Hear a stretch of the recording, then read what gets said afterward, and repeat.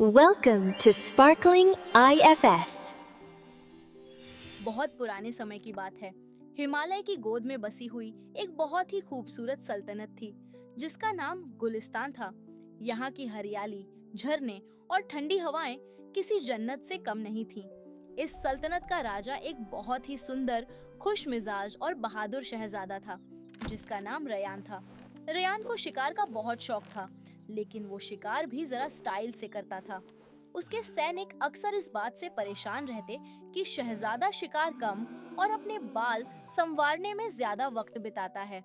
एक सुहानी सुबह रयान अपने सिपाहियों के साथ घने जंगल में शिकार के लिए निकला। धूप पेड़ों की टहनियों से छन छन कर जमीन पर आ रही थी। अचानक रयान की नजर एक झाड़ी के पीछे पड़ी। वहां एक ऐसा मोर, पीकॉक, लेटा हुआ था जिसकी खूबसूरती ने रयान के होश उड़ा दिए। उसके पंखों में ऐसे रंग थे जो शायद दुनिया के किसी और परिंदे में नहीं थे, लेकिन वो मोर जमीन पर बेजान पड़ा था और उसके पंख से खून बह रहा था। अरे जालिमो, देखो तो सही कितना हैंडसम मोर है, बिल्कुल मेरी तरह। रयान ने घोड़े से उतरते अरे हुए जालिमो, देखो तो सही कितना हैंडसम मोर है, बिल्कुल मेरी तरह। कहा।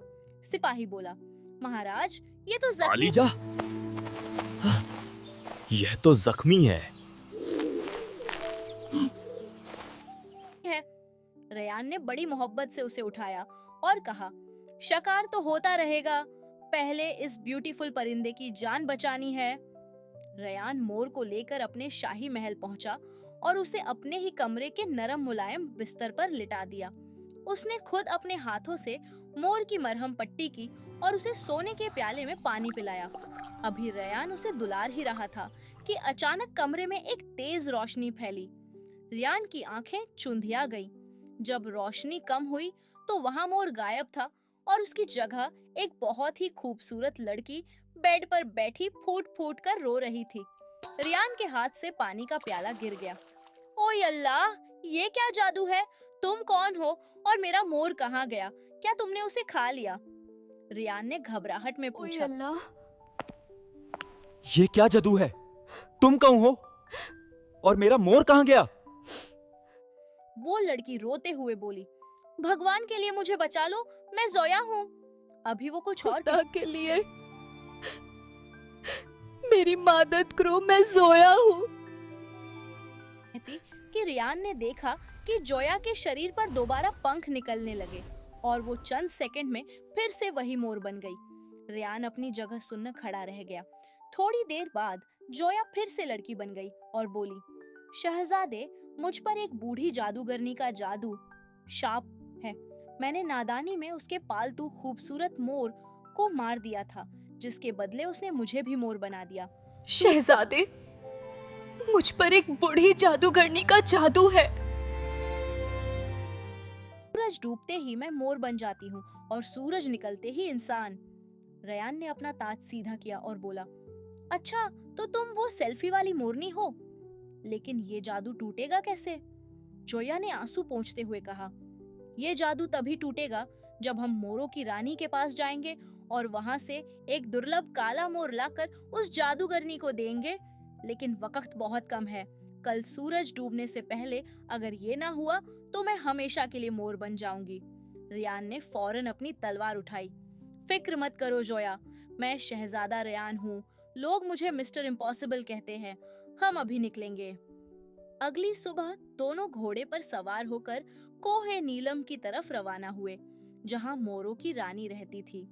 रास्ते में रयान अपनी बहादुरी के किस्से सुनाता रहा। तुम्हें पता है जोया, एक बार मैंने अकेले 10 शेरों को डराया तुम्हें था। पता है जोया, एक बार मैंने अकेले 10 शेरों को डराया था। रयान ने गर्व से कहा।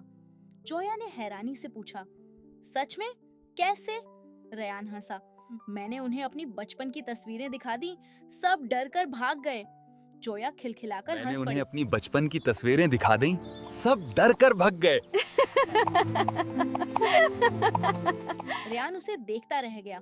जंगल के कठिन रास्तों में उसे एहसास हुआ कि वो जोया की खूबसूरती के साथ साथ उसकी मासूमियत का भी दीवाना हो रहा है।